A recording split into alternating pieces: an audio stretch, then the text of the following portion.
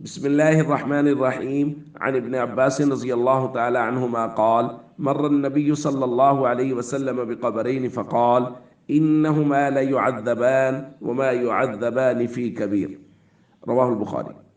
ابن عباس رضی اللہ تعالیٰ عنہما بیان فرماتے ہیں کہ نبی کریم صلی اللہ علیہ وسلم دو قبروں کے پاس سے گزرے تو آپ نے فرمایا ان دونوں قبر والوں کو عذاب ہو رہا ہے، اور فرمایا ان کو عذاب کوئی بڑی وجہ سے نہیں ہو رہا، وما یعذبان فی کبیر، بڑی وجہ سے نہیں ہو رہا۔ اس کا مطلب یہ ہے کہ لوگوں کی نظر میں وہ کوئی بڑے گناہ نہیں ہے جن کی وجہ سے ان کو عذاب آ رہا ہے، لوگ اس کو چھوٹا گناہ سمجھتے ہیں۔ پھر حضور نے تفصیل بیان فرمائی، اما احدہما، ایک آدمی فکان لا یستتر من البول، وہ پیشاب سے احتیاط نہیں کرتا، یعنی خود اپنے پیشاب سے احتیاط نہیں کرتا، یا یہ ہے کہ جانوروں کے پیشاب وغیرہ سے احتیاط نہیں کرتا۔ اچھا، اب ظاہر ہے جس آدمی نے جانور رکھے ہوئے ہیں اس کے لیے تو احتیاط بہت مشکل ہے کہ کہیں نہ کہیں چھینٹے تو پڑ ہی جائیں گے۔ احتیاط کا مطلب یہ ہے کہ وہ پاکیزگی کی باقاعدہ ترتیب نہیں بناتا، کہ مطلب ایک مرتبہ چھینٹے کچھ پڑ گئے تو اس کو چاہیے وہ الگ سے کپڑے رکھے، بعد میں اگر جسم کے کسی حصے پر پیشاب لگ گیا تو اس کو دھوئے۔ یہ ہے پیشاب سے احتیاط کرنا۔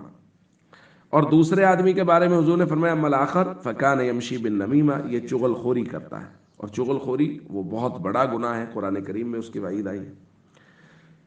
تو بارہا درخواست کی جا رہی ہے کہ ایسے اعمال سے ہمیں بچنا ہے جو عذاب قبر کا سبب بنے۔ تو ہر برا عمل جو ہماری نظر میں وہ چھوٹا ہے یا بڑا، یعنی اس کی برائی ہماری نظر میں کوئی بڑی ہے یا کم ہے، لیکن بہرحال وہ برا عمل ہے اور اس سے بچنا ہم سب کے لیے ضروری ہے۔ ہم اس سے بچیں اس بات کو سامنے رکھتے ہوئے کہ خدا نخواستہ کہیں اس کی وجہ سے اللہ ہمیں عذاب قبر میں مبتلا نہ فرمائے۔